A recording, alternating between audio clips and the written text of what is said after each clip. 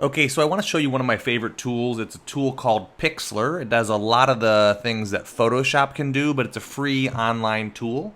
So I'm actually writing a blog post or editing a blog post that a friend of mine wrote, and it involves the Ninja Turtles. So I was looking for the heads of those turtles, right? So I want to as we talk about each Ninja Turtle, I want to have just their head next to the text. So what I can do is just copy this image location. And then I'm going to open Pixlr. It's Pixlr.com.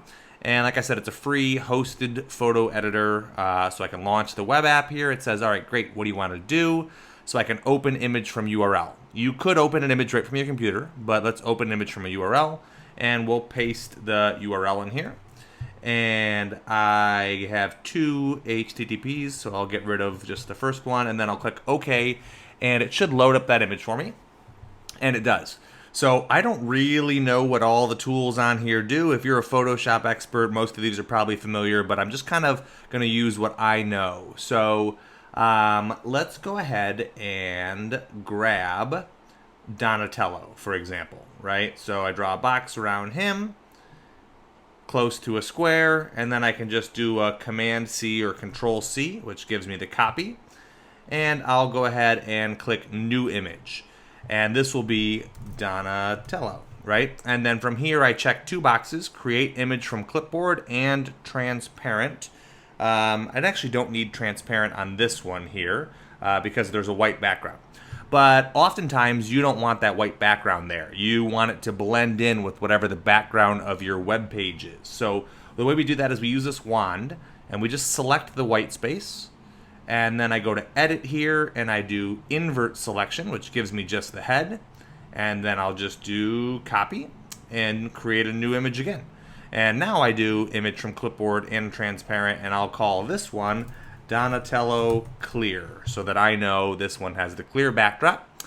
And we'll click OK. And sure enough, it worked. You can see the checkered background, which indicates that, hey, there's no background. And then the only last thing to do is save this. And we'll set it as a PNG. So that's the key here. That gives me the background. Whereas if I go with a JPEG, it gives me a white background. So PNG is the option here.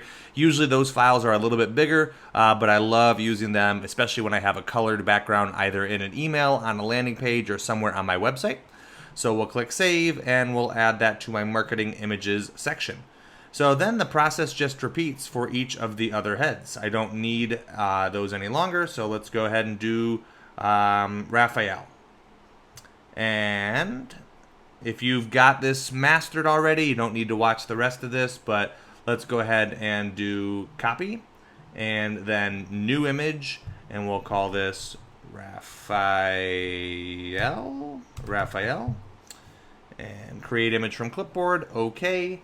And then we'll use this wand, and we'll say invert selection. So we grab the head, Command-C, new image, check those two boxes, and Raphael Clear.